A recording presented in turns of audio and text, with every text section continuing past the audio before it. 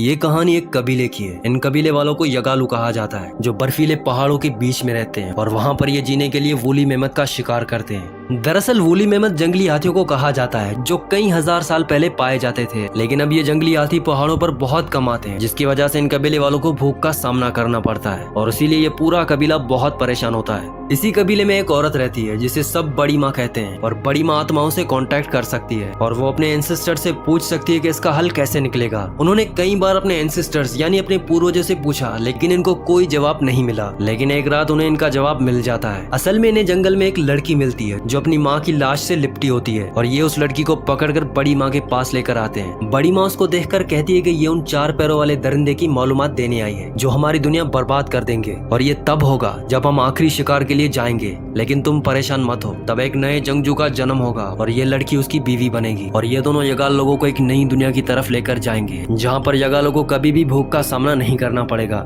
इस लड़की का नाम एवलेट होता है और इसी कबीले में एक लड़का होता है जिसका नाम डिले होता है और डिले एवलेट को पसंद करता है। वो उसके लिए अपनी जान से बढ़कर होती है और अब यहाँ पर बड़ी माँ की बातें सुनकर डिले का बाप परेशान हो जाता है और वो ये तय करता है कि वो सफर पर जाएगा और वो रात को अपने दोस्त को बोलता है कि मुझे यहाँ से जाना होगा, हम आखिरी शिकार का इंतजार नहीं कर सकते, तुम मुझसे वादा करो कि तुम किसी को कुछ भी नहीं बताओगे कि मैं यहाँ से क्यों गया हूँ। और वो उसे अपना भाला देकर यहाँ से चला जाता है। उनके जाने के बाद उनके बेटे डिले को सब चिढ़ाने लगते हैं। वो कहते हैं कि तुम्हारे बाप यहाँ से भाग गए। दरअसल सबको लगता है कि डिले का बाप बड़ी माँ की प्रेडिक्शन सुनकर भाग गया, पर सच ये नहीं होता। असल में सच किसी को भी पता नहीं होता कि डिले के बाप यहाँ से क्यों गए। और अब एवलेट जिस तरह से इस कबीले में अकेली है, डिले भी उसी तरह से अकेला होता है और इसी तरह से इन दोनों की दोस्ती हो जाती है और धीरे धीरे इन दोनों की दोस्ती प्यार में बदल जाती है और कई साल बीत जाते हैं और ये दोनों बड़े हो जाते हैं। तभी इनके पास मेमत यानी जंगली हाथी आ जाते हैं और ये आखिरी शिकार का वक्त होता है। प्रेडिक्शन के मुताबिक आखिरी शिकार पर जब ये लोग जाएंगे तो यहाँ पर 4 पैरों वाले जानवर आएंगे और वो उन्हें तबाह कर देंगे। जंगली हाथियों के आने के बाद ये तय करते हैं कि जो भी हाथी का पहले शिकार करेगा उसकी शादी एवलेट के साथ कर दी जाएगी और उसे वो भाला दिया जाएगा जो डिले के बाप का होता है और साथ ही उसे इस कबीले का सरदार बना दिया जाएगा। एवलेट डिले से बोलती है कि चलो हम यहाँ से भाग चलते हैं और हम यहाँ से भागकर शादी कर लेंगे। असल में सबको यकीन होता है कि जंगली हाथी का शिकार करन ही करेगा क्योंकि ये बहुत बड़ा शिकारी होता है। डिले एवलेट से बोलता है नहीं, मैं भाग नहीं सकता, अपने बाप की तरह मैं किसी भी तरह से इस जंगली हाथी का शिकार करूंगा और तुम्हें खुद से अलग नहीं होने दूंगा। इसके बाद ये पूरे कबीले वाले हाथियों का शिकार करने के लिए निकल जाते हैं और वो एक बहुत बड़े हाथी को अपने जाल में फंसा लेते हैं, लेकिन उसके जिस्म में अभी भी रस्सियां अटकी होती हैं और इसीलिए वो सब के सब लोग उन रस्सियों को पकड़ लेते हैं और एक एक करके सभी रस्सियों को छोड़ देते हैं। लेकिन डिले का हाथ एक रस्सी में फंस जाता है और हाथी उसको घसीटकर एक पत्थर की चोटी की तरफ ले जाता है और पहाड़ पर पहुंचने के बाद हाथी डिले पर हमला कर देता है, लेकिन किसी तरह डिले हाथी को भाला मार देता है। पर इस हमले से हाथी को कुछ नहीं होता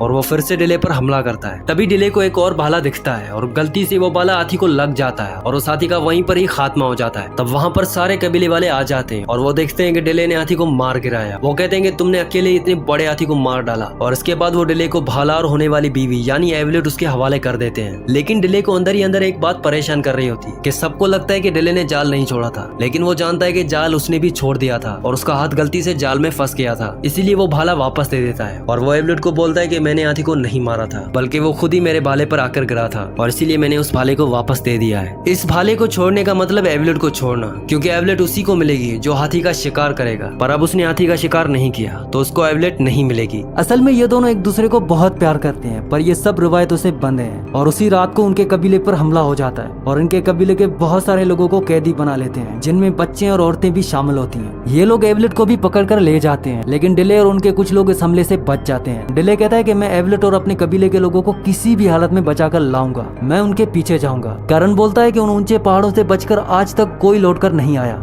डिले करन को बोलता है कि वो भी उन्हीं पहाड़ों से आए थे और उसके बाद वो तय करते हैं कि वो उनका पीछा करेंगे। अब ये इनके पैरों के निशान का पीछा करना शुरू कर देते हैं। डिले के साथ उनके कुछ साथी भी होते हैं जो इस सफर में उसके साथ होते हैं, लेकिन इनका ये सफर इतना आसान नहीं होता। खुद की और अपने लोगों की जान बचाना बहुत मुश्किल है, ये डिले को अच्छी तरह मालूम होता है, लेकिन डिले और उसके साथी किसी भी मुश्किल का सामना करने के लिए तैयार है। वो किसी भी हालत में अपने लोगों की जान बचाना चाहते हैं। ये लोग कई दिनों और कई रातों का सफर तय करने के बाद ये सब उन पहाड़ों के पार पहुंच जाते हैं और ये वही जगह होती है जहाँ पर उस 4 पैरों वाले दरिंदे ने एवलेट की पूरी फैमिली को मार दिया होता है। अब डिले और उनके चारों साथी आगे बढ़ना शुरू कर देते हैं और ये चारों एक घने जंगल में पहुंच जाते हैं। जंगल में पहुंचने के बाद इन्हें सभी लोग दिख जाते हैं जिन्होंने एवलेट और उनके साथियों को गुलाम बनाया होता है और वो उन्हें कहीं ले जा रहे होते हैं। यहाँ पर रात को डिले एवलेट और अपने कुछ साथियों को छुड़ा लेता है, लेकिन वो लोग इन्हें दोबारा पकड़ लेते हैं। लड़ाई में डिले का एक साथी जख्मी हो जाता है, लेकिन डिले इस बार भी बच जाता है और वो लोग फिर से डिले के साथियों को आगे के सफर पर ले जा रहे होते हैं। अगले सीन में दिखाया जाता है कि डिले अपने उस जख्मी साथी को एक रस्सी की मदद से घसीटता हुआ रेगिस्तान से होते हुए आगे के रास्ते लेकर जा रहा होता है। अब रास्ते में इन्हें भूख लगना शुरू हो जाती है और अब डिले शिकार करने के लिए जाता है, लेकिन वो खुद एक बड़े से गड्ढे में फंस जाता है और उसी गड्ढे में एक खूंखार शेर फंसा होता है। तभी रात को बारिश हो जाती है और उस गड्ढे में पानी भरना शुरू हो जाता है, जिसकी वजह से वो शेर भी डूब रहा होता है। डिले उस शेर से कहता है कि मैं तुम्हें एक शर्त पर छोड़ दूंगा, अगर तुम मुझे अपना शिकार ना बनाओगे तो। और वो शेर डिले को ना खाकर वहाँ से भाग जाता है और तब डिले भी उस गड्ढे से बाहर निकल जाता है। इसके बाद वो सीधा अपने साथी के पास जाता है जो जख्मी होता है और वो अब ठीक हो चुका है। वो उसे कहता है कि मैंने यहाँ पर रात को चीखें सुनी थी और ये दोनों उसी तरफ चलना शुरू कर देते हैं। और वहाँ जाने के बाद ये देखते हैं कि गाँव पर किसी ने हमला किया होता है और जब वो वहाँ पर पहुँचते हैं तब इन्हें कबाली लोग घेर लेते हैं और वो लोग इन्हें मारने वाले होते हैं कि तभी वहाँ पर वो शेर पहुँच जाता है जिसकी डिले ने जान बचाई थी, जिसको देखकर वहाँ के जितने भी कबाली लोग होते हैं वो सब के सब डर जाते हैं। और जब वो शेर डिले की तरफ बढ़ता है तब डिले उसे कहता है कि तुमने मुझे पहचाना नहीं, मैंने तुम्हारी जान बचाई थी। और ये कहने के बाद वो शेर उसे बिना खाए वहाँ से निकल जाता है। अब कबाली लोग जो उन्हें मारने वाले थे वो उन्हें अपने साथ ले जाते हैं और खाना खिलाते हैं। डिले कहता है कि तुम्हें हमारी बातें और हमारी जुबान कैसे आती है। तब वो कबाली लोग कहते हैं कि बहुत टाइम पहले यहाँ पर एक आदमी आया था जमीन की तलाश में, हमने उसी से तुम्हारी जबान सीखी थी। दरअसल ये लोग जिस आदमी की बात कर रहे होते हैं वो डिले का बाप होता है। डिले इनसे पूछता है कि वो अब कहाँ है। तब वो उन्हें बताते हैं कि दरिंदों की स्पिरिट्स उन्हें अपने साथ लेकर चली गई हमारे लोगों के साथ। वो उन्हें खुदाओं के पहाड़ पर ले गए हैं जहाँ से आज तक कोई नहीं लौटा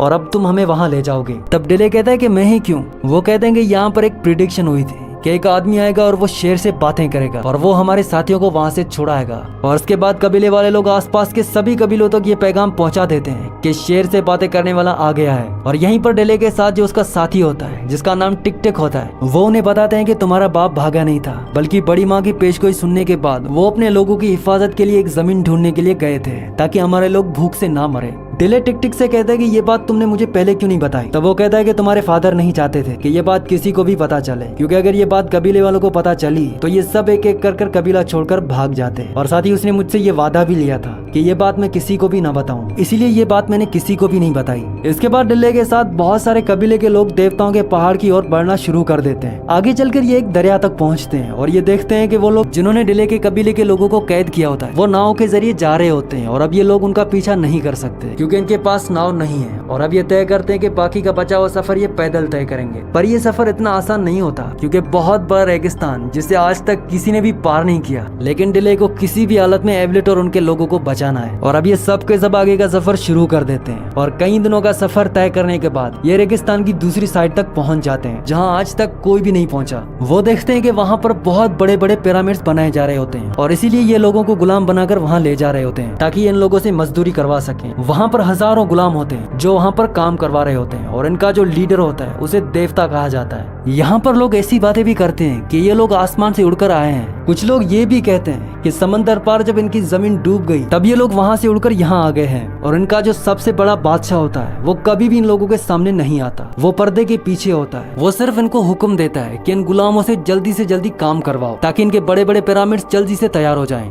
यहाँ पहुँचने के बाद डिले और उस कबीले का सरदार जो डिले का साथ देने आया है ये दोनों के दोनों गुलामों के कैंप तक पहुँच जाते हैं। और वहाँ पर इनके सामने एक आदमी को लेके आया जाता है जो बिल्कुल भी देख नहीं पाता। असल में ये पहले देवताओं का आदमी था। जब देवताओं ने इसको मारने की कोशिश की तब गुलामों ने इसे बचा लिया और तब से गुलाम इसको अपने पास छुपा कर रखते हैं। वो आदमी डिले को कहता है कि पहले ये 3 देवता थे लेकिन 2 मर चुके हैं और अब एक बचा है। डिले पूछता है कि इसको मारने का कोई तरीका होगा। तब वो कहता है कि एक बार मैंने सुना था कि देवता डरते हैं उस आदमी से जिसके जिस्म पर आसमान पर दिखने वाले निशान हो, और उस निशानी को कहते हैं उर्वाना। प्रेडिक्शन के मुताबिक वो सभी लोगों को बचाएगा और सभी गुलामों को आजाद करेगा। वो डिले से पूछते हैं कि तुम्हारे जिस्म पर कोई ऐसा निशान है। तब डिले इस बात का कोई जवाब नहीं देता। अब डिले और उसके साथी अंदर हैं, लेकिन बाहर उनके बहुत सारे आदमी इंतजार कर रहे होते हैं। डिले को यहाँ पे ये भी पता चलता है कि उसके फादर अब इस दुनिया में नहीं रहे, इन लोगों ने उसे मार दिया है। ये सुनने के बाद डिले और उसके साथी यहाँ से निकल जाते हैं और ये बाहर अपने लोगों के पास जा रहे होते हैं। लेकिन तभी वहाँ पर कुछ लोग उन्हें देख लेते हैं और अब उनके बीच में लड़ाई हो जाती है और इस लड़ाई में टिक टिक मर जाता है। टिक टिक मरने से पहले उसके फादर का भाला डिले को दे देता है और अब डिले उसके फादर, टिक टिक और अपने साथियों का बदला लेना चाहता है। वो यहाँ से सभी लोगों को आजाद करना चाहता है। और अगले सीन में दिखाया जाता है कि लोग जब एवलेट को देखते हैं तब उसके हाथों पर कुछ जख्म के निशान होते हैं और ये जख्म के निशान कुछ इस तरीके से होते हैं जिस तरह से आसमान में ऑरिंग बेल्ट होती है। असल में ऑरिंग बेल्ट तारों की एक जंजीर होती है और ये वहाँ पर बहुत मशहूर होती है। अब इन निशानों को देखने के बाद वहाँ के लोग बहुत डर जाते हैं और ये लोग उसे अपने देवता के पास लेकर जाते हैं, क्योंकि पेशगोई के मुताबिक जिस भी इंसान के हाथ में आसमान के निशान होंगे वही यहाँ पर सब लोगों को आजाद करेगा।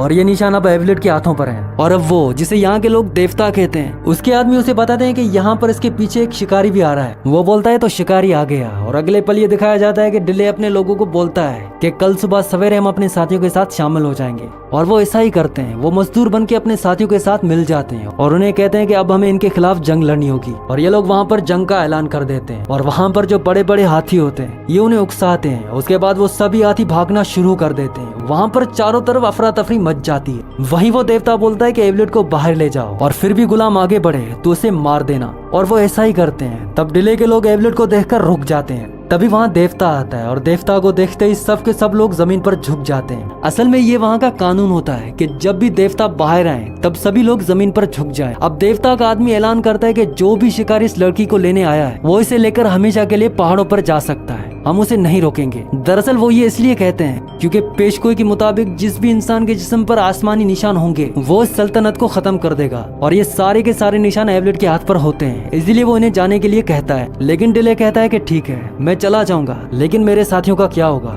तब देवता कहता है कि वो हमारे गुलाम हैं, वो देवताओं के हैं और वो यहीं हमारी गुलामी करेंगे। लेकिन डिले इसके लिए मना कर देता है। तभी उसके हाथ में जो भाला होता है वो दूर से देवता की तरफ फेंकता है और वो भाला देवता के जिस्म के आर पार हो जाता है। और डिले सभी लोगों को बोलता है कि देखा ये कोई देवता नहीं है, ये भी हमारी तरह एक इंसान है। इस जंग में डिले के साथियों की जीत हो जाती है। लेकिन वो आदमी जो सभी लोगों को यहाँ पर गुलाम बनाकर लाया होता है वो एवलेट को तीर मार देता है और उस तीर की वजह से एवलेट की मौत हो जाती है। और डिले उस आदमी को जिसने एवलेट को तीर मारा था उसको मार देता है और अब एवलेट मर चुकी है। डिले ने इस सफर में पहले ही अपने दो खास आदमियों को खो दिया होता है, जिनमें करण, टिक टिक और अब एवलेट। अगले सीन में बड़ी माँ दिखाई जाती है जो दूर पहाड़ों में बैठकर इनको देख रही होती है और इन सबको ताकत दे रही होती है। अब क्योंकि बड़ी माँ आत्माओं से बात कर सकती है इसीलिए वो अपनी जान देकर एवलेट की जान बचा लेती है। इसी तरीके से एवलेट की जान बच जाती है। और आखिर में अपनी जगह जाने से पहले जो कबायली लोग होते हैं जिन्होंने इनकी मदद की होती है वो इन्हें कुछ बीज देते हैं। वो डिले को कहते हैं कि तुम्हारे फादर ये चाहते थे कि इन्हें तुम अपनी जगह पर ले जाओ। और डिले ऐसा ही करता है और जब ये अपनी जगह पे वापस पहुंचते हैं तब ये खेती करना शुरू कर देते हैं। और अगले पल में दिखाया जाता है कि ये इन बीजों को उगाते हैं जिससे उसके थोड़े टाइम बाद पेड़ निकलना शुरू कर देते हैं और अब इन्हें कभी भी भूखा नहीं मरना पड़ेगा। और जो पेशगोई बड़ी माँ ने की थी वो पेशगोई आज पूरी हो गई। इसी के साथ इस मूवी का एंड हो जाता है। अगली कहानी आप किस मूवी पर सुनना चाहते हैं मुझे नीचे कमेंट्स में जरूर बताना। और अगर ये वीडियो आपको पसंद आई हो तो इस वीडियो को लाइक कर देना और मजीद ऐसी वीडियोस देखने के लिए हमारे चैनल को सब्सक्राइब कर देना।